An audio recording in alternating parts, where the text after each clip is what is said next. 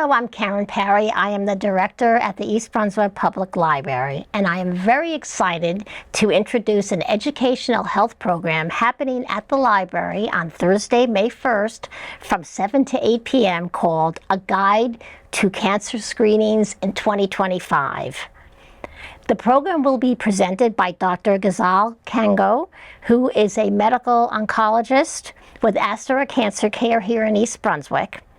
A little bit about the doctor. She attended the George Washington University School of Medicine, and she completed her fellowship in hematology and oncology at the University of Maryland Medical Center and her residency at the George Washington University Hospital. Welcome, doctor. We're so happy to have you. Thanks so much. Doctor, tell our viewers a little bit about what types of screenings you will be covering in your presentation on May 1st. So what I'm going to cover is all the potential cancers that we can screen for. And they happen to be the cancers that are the most common in the U.S. population. So as an example, I'll talk about breast cancer screening, colon cancer screening, prostate cancer screening, and lung cancer screening. Very interesting, doctor. So why is it so important that viewers have this type of information? Well, I think that, knowledge is power, and if you don't know, you're not going to be able to ask. I've actually seen a number of patients who get diagnosed with a later stage cancer, as an example, breast cancer, and they ask me, how did I get diagnosed when I already had some blood work a year ago? It didn't show anything. But what they don't realize is that we don't screen for breast cancer with blood work, we screen for it with mammograms.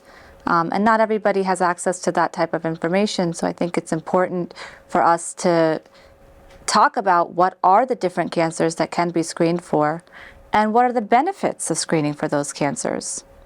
Is there any specific age group, doctor, that would find this program most beneficial, or who would you think would be most interested? I think there's no specific age group. I think anyone who has a family member or a loved one would be interested in knowing this kind of information. It doesn't matter your age, even if you're, above 75, you maybe want to know some of this information for your children or your grandchildren. And I think that what's important to realize is that you could actually be saving a life. So what we see is that using mammograms for breast cancer, you can decrease the risk of cancer-related mortality by up to 40%. Mm-hmm.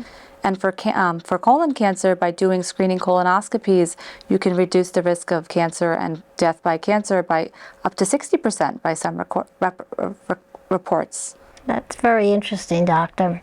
So a little bit about yourself. So what drew you into becoming a medical oncologist?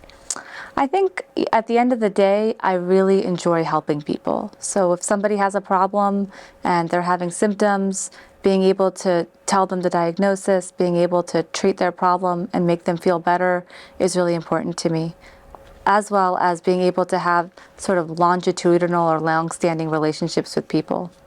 That's wonderful, doctor. So we're so happy that you're taking time out of your busy schedule to do this program for the library. And I want to remind all our viewers that it will take place on Thursday, May 1st from 7 to 8 p.m. The program will be hybrid, meaning it will be held both in the library meeting rooms as well as on Zoom. So you can log on to our library calendar online and you can get that link. But again, thank you, doctor, for your dedication to educating our community, to keep us all empowered about our health so that we all have the right information to advocate and make the best decisions for our health. So thank you, doctor. We look forward to your program. My pleasure. Thank you so much for having me. I'm so excited to give this talk. Thank you.